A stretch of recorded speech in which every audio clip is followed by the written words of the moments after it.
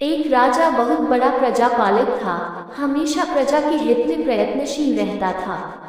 वो इतना कर्मठ था कि अपना सुख ऐशो आराम सब छोड़कर सारा समय जन कल्याण में ही लगा देता था। यहाँ तक कि जो मोक्ष का साधन है अर्थात भगवत भजन, उसके लिए भी वह समय नहीं निकाल पाता था।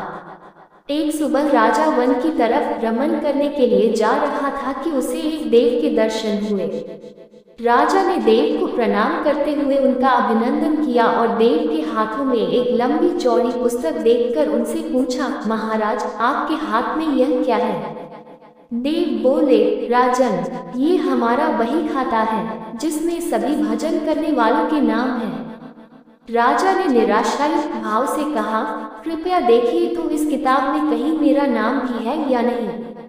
देव महाराज किताब का एक एक पृष्ठ उलटने लगे, परंतु राजा का नाम कहीं भी नजर नहीं आया। राजा ने देव को चिंतित देखकर कहा, महाराज आप चिंतित ना हो, आपके ढूंढने में कोई भी कमी नहीं है। वास्तव में ये मेरा दुर्भाग्य है कि मैं भजन कीर्तन के लिए समय नहीं निकाल पाता और इसीलिए मेरा नाम यहाँ नहीं है। उस दिन राजा के मन में आत्मग्लानि सी उत्पन्न हुई, लेकिन इसके बावजूद उन्होंने इसे नजरअंदाज कर दिया और पुनः परोपकार की भावना लिए दूसरों की सेवा करने में लग गए। कुछ दिन बाद राजा फिर सुबह वन की तरफ टहलने के लिए निकले तो उन्हें वही देव महाराज के दर्शन हुए। इस बार भी उनके हाथ में एक पुस्तक थी।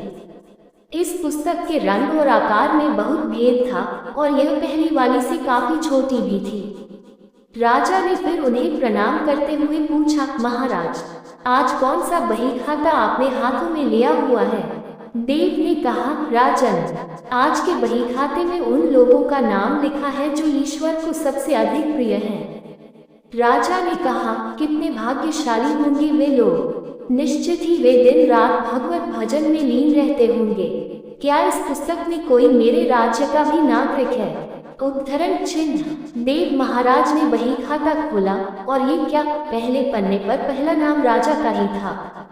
राजा ने आश्चर्यचकित होकर पूछा, महाराज मेरा नाम इसमें कैसे लिखा हुआ है? मैं तो मंदिर भी कभी कभार ही जाता हूँ। देव ने कहा, राजन इसमें आश्चर्य की क्या बात है? जो लोग निष्काम होकर संसार की सेवा करते हैं, जो लोग संसार के उपकार में अपना जीवन अर्पण करते हैं, जो लोग मुक्ति का लोभ भी त्याग कर प्रभु के निर्बल संतानों की सेवा सहायता में अपना योगदान देते हैं, उन त्यागी महापुरुषों का भजन स्वयं ईश्वर करता है। ऐ राजन तू मत पछता कि तू पूजा पाठ नहीं करता, लोगों की सेवा कर, तू असल में भगवान की ही पूजा करता है। परोपकार और निस्वार्थ लोक सेवा किसी भी उपासना से बढ़कर है। देव ने वेदों का उदाहरण देते हुए कहा, कुर्वन्नेवे कर्माणि जिजीविषेच्छ समाह्यवान्त्वाप्नान्यतो अस्ति व कर्म लिप्यते नरे। अर्थात कर्म करते हुए 100 वर्ष जीने की इच्छा करो तो कर्म बंधन में लिप्त हो जाओगे। राजन भगवान दीन दयालु हैं, उन्हें खुशामद नहीं भाती बल्कि आचरण भाता है।